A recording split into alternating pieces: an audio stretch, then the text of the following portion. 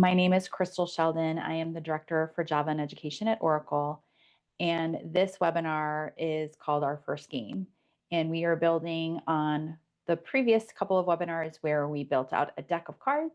So just to kind of catch people up to where we are. So we used enums for the suit. We used an enum for the face of the card.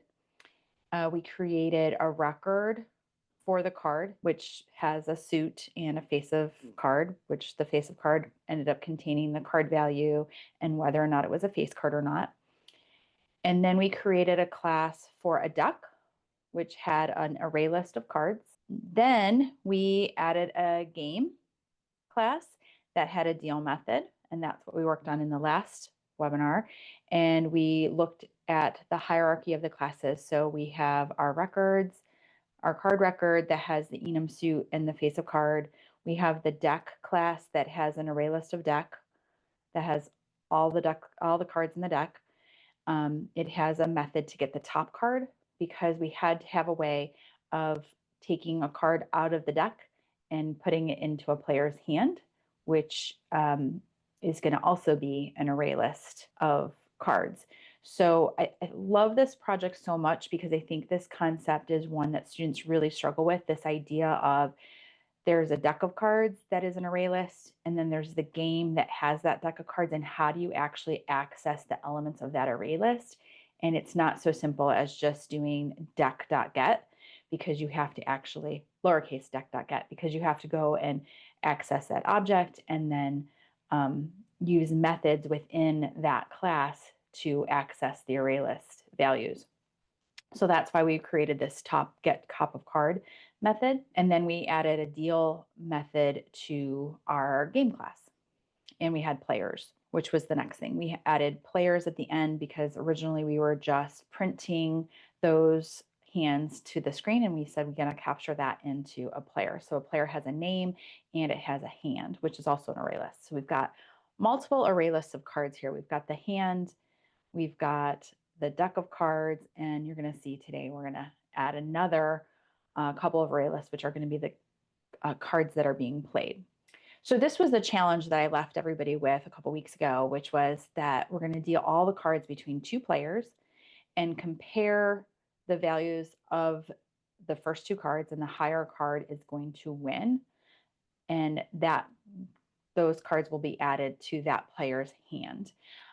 If the cards have the same value, then we're going to pull the next two cards, compare values, and whoever wins gets all the cards that have been played.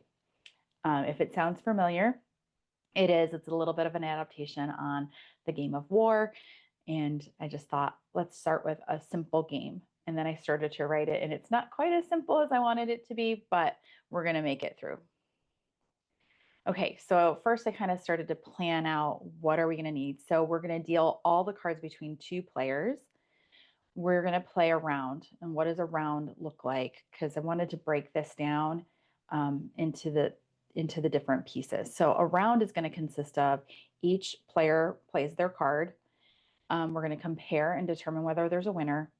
And then we have to clean up those cards. We have to take the cards and put them in the winner's deck, or the winner's hand, I should say. And then if there's a winner, then we're done. Otherwise, we're going to play another round of this, and we're going to keep playing until somebody runs out of cards. So once one person runs out of cards, then we have a winner. Otherwise, we keep playing. We're also going to keep track of the number of rounds that we have to play to get to a winner.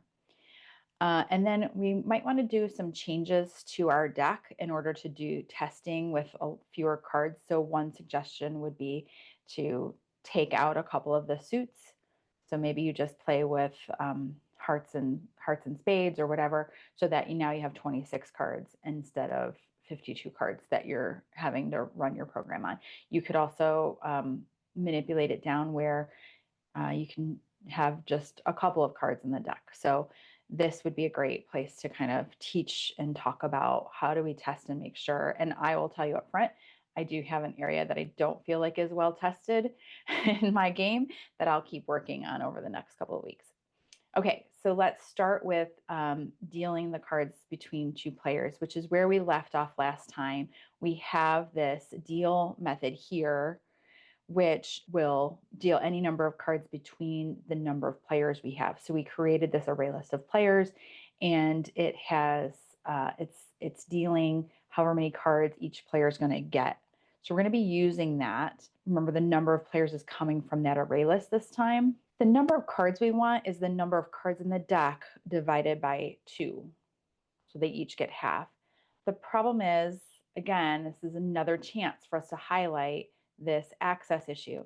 So we've got game, which is where we are. It has a deck. We can't tell how many cards are in that deck. We can't access that directly. So we have to look at the deck class. It has a lowercase deck array list. That's what we're trying to access.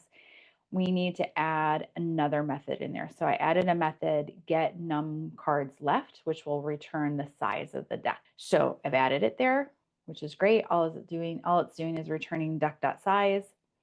And now I can deal my cards. I can call deal in this play game method, which is going to control my play here. I can call a deal and deal the deck.get num cards left divided by 2. So this way, if you go through and you're like, okay, I want to test it with fewer cards, you don't have to make any changes in here. I will say I did it for even number of cards in a deck, and I think that's kind of right for this game. You wouldn't want to have one player have more cards than the other, so I just divided by 2. So if I did it with one suit and took it down to just hearts, that's 13 cards. It's only going to deal the first 12. So I kind of outlined what this gameplay method is going to look like in some code. So I took what we had in our little outline there, and I kind of made it into some code for gameplay. So we're going to want to continue to play rounds until there's a winner. So each round is going to consist of a call to play round, which is going to control just that one round. It's going to consist of a cleanup, where we're cleaning up those cards, and some way of determining the winner. And we're going to keep doing this until we have a winner. We're also going to keep track of the number of rounds. So I created an int variable rounds. I set it equal to 0 to begin with, and I incremented that in my do while loop. Okay, so let's look deeper at this play round, which this one is the one that's a little gigantic here. And if you did it differently, great. You probably did it a better way than I did, but this is the way that my brain thought it through. So first I thought, okay, we need something else that's tracking the cards that are played. So when I play cards, I've got my deck. Each player has a hand, which is a list of cards. And then there's the cards that are being laid down and played. And so we needed a way to track that. So we have these 2 array lists here for player 1 cards that were played and player 2's cards that were played. And so they're going to be played into those array lists. And then I remembered that there could be a chance where we don't have any cards left, or somebody doesn't have any cards left. So I wanted to safeguard that. So I do a little check here to make sure that player 1 has cards and player 2 has cards. So I do players.getZero, which is player 1, and get the number of cards in their hands. And as long as that's greater than 0, then we're good. I do the same thing for player 2, and we can pull the top card out and add that to their card that they played. So that's them playing 1 card. The get num cards in hand and the get top card, those are both methods that I had to add to player in order to access that array list for player. I'm going to keep doing this as long as they have cards and their card values are the same, because I'm trying to get to a place where they have different card values so that then I can determine who's winning.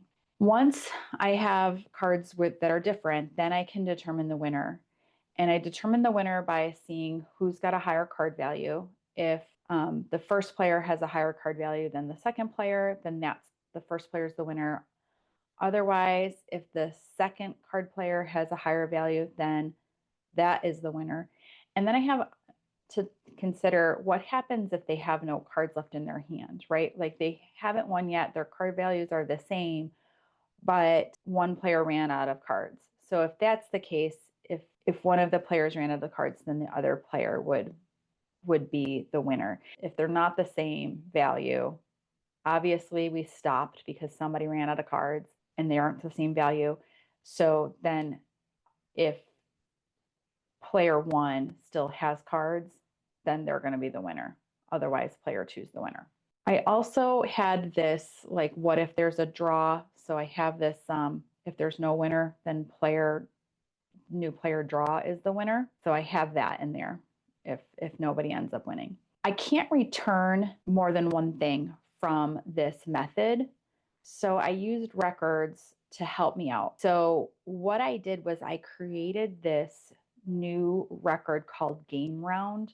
And Game Round has the played array list from player one and the played array list from player two and who won. I can now create a object of Game Round called round, and I can give it all the information, and then I can return round. That allows me to return multiple values from this method. And the record was pretty simple to make. Like I said, I've got two array lists, what player one played, what player two played, and then who the winner was. That goes into Game Round, and then that gets returned from this method, which helps me when I need to send things to cleanup. So you can see the header of cleanup here. I'm taking in Game Round. Now round is going to have all the information it needs from play around in order to clean up the round. So first it's going to check to see if there's a winner. Remember I said if there wasn't a winner, it was going to be called draw. So that's a possibility that we had a draw. And if it's a draw, then nobody's getting these cards. If it's not a draw, then what we want to do is we want to go through, and whoever the winner was, we want to add all of the cards that were played to their pile. So that's what these two for each loops are doing. It's going over all the cards that were played by player one and adding them to whoever was the winner, and doing the same thing with all of the cards that were played with player two. And then we want to determine the winner. If player one has no cards in their hand, but player two does, then player two was the winner. If player one has cards, but player two doesn't, then player one was the winner. Otherwise, we're going to draw. So there's a couple cases where you could draw. So if they both still have cards, but they've gone through all of them and they still have the same value, that would be a draw. And if they both are out of cards, then it would also be a draw. So if they both still have cards, then we can we're going to continue and play another round essentially.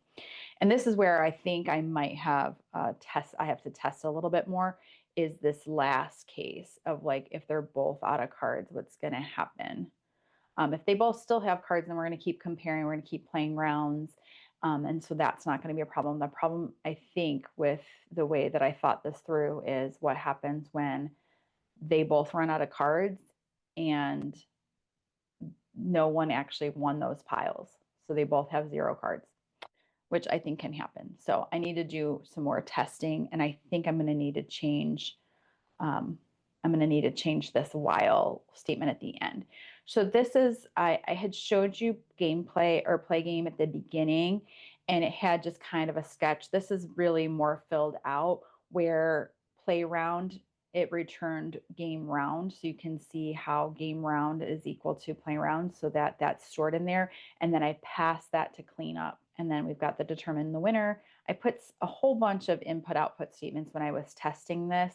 And like I said, I think the only case that I didn't test was this, that situation where they both run out of cards. So I'm going to do a little bit more testing with that. This is a pretty large, complex program. So it gives kids a lot of opportunities to think about testing and like, okay, we can't just run it and have it tell us who the winner is. How do we know that it's determined the winner correctly? You know, what are the intermediate rounds look like? So putting in a lot of output statements would be really helpful. So I had output statements throughout that showed me what the original hands were, and then what the hands were after each round, what the cards were that were played by each player, who was the winner of that round.